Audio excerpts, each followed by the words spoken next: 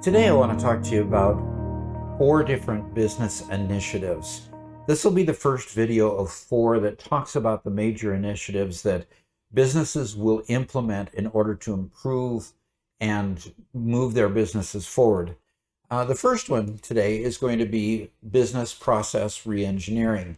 We'll talk about supply chain management, customer relationship management, and enterprise resource planning in upcoming videos.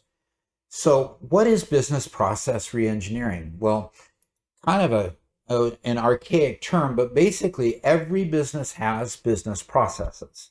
Some are documented, some are undocumented, some are just custom that the business has adopted over time.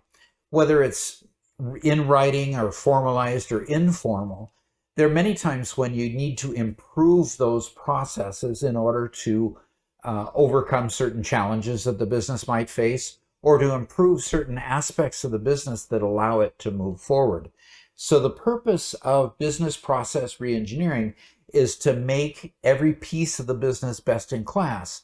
And generally, you will focus your business process engineering in a particular location, a particular part of your business first. You wouldn't want to do this over the entire business all at once. So here's the kind of opportunities that it can exist. When I grew up, one of my first jobs was working with an insurance company. And so on the left-hand side was the kind of claims resolution process that my company initiated when I was working with them well over 20 years ago. So basically somebody gets into an accident. So you see this person over here to the left gets into an accident, okay? Then they call the insurance agency. The agency then takes down information. And once the agency puts all the information into a computer, it goes to a claims underwriter.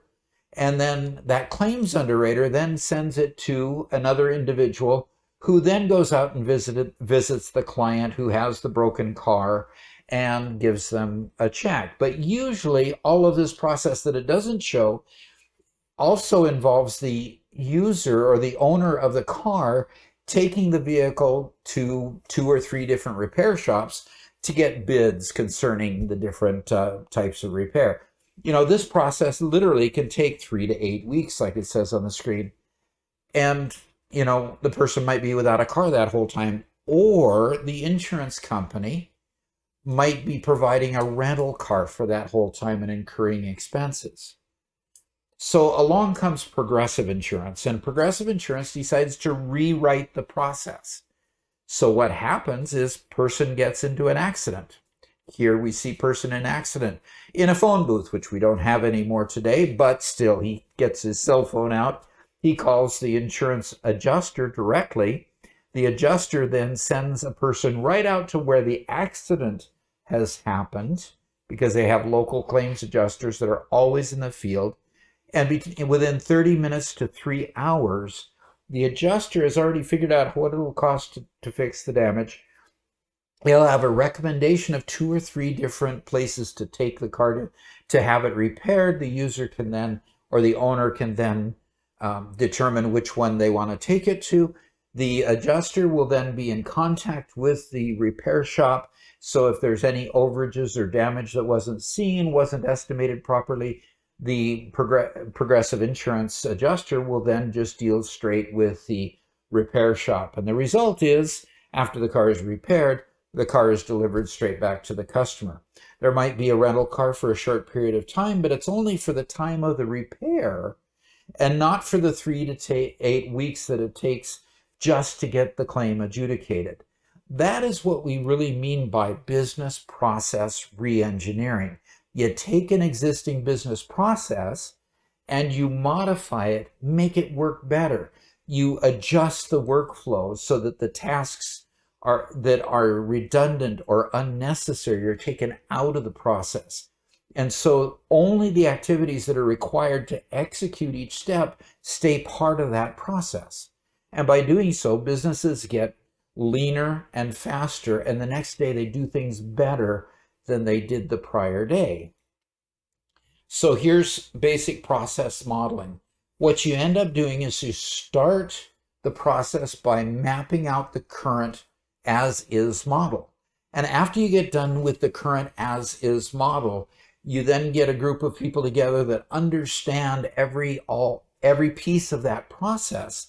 You get them all together so that they can comment and candidly state where processes are redundant, or gosh, that piece of the process is just stupid, or why do we do this part of the process, because it just doesn't give us any benefit. And so what you do is eventually, through this process of talking it through, you develop a 2B process model that, of course, at this point is just theoretical. But at this point, you can then take that process and try to go implement it at the floor level. So what you are trying to accomplish is somewhat of a balancing act, okay? So here what you want to do, you see on the left-hand side is benefit. This left-hand side of the screen is the amount of benefit you get. If you don't try anything, you get no benefit at all. If you only want to improve efficiency, just do a little bit of tweaking. You can go to this level, or you can try to match some other company's best practice, or you can be the definer of the best practice here, or you can redefine an industry. Now, the amount of benefit is usually commensurate with the amount of work that it takes to get there. So the magnitude of change is based on the amount of benefit you strive to get out of your business process reengineering.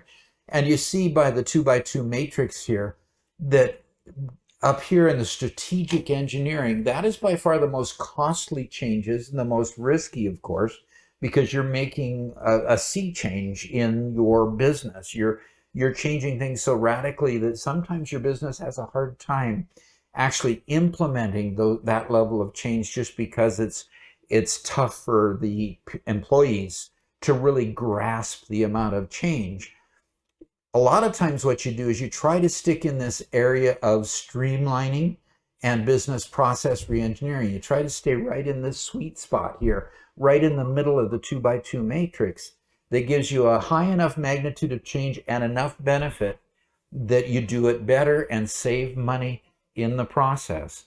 So what you want to do in this case is you want to build new processes in your business that allow the business to move forward and do everything better, cheaper, and faster than it did in the past, so that you can keep up with your competitors and be able to move forward and stay competitive in your business. So if you like what you see here in this video, hit the like button for me. And if you please could subscribe, help me grow the channel so I can give you better content, that would be great too. Thanks much.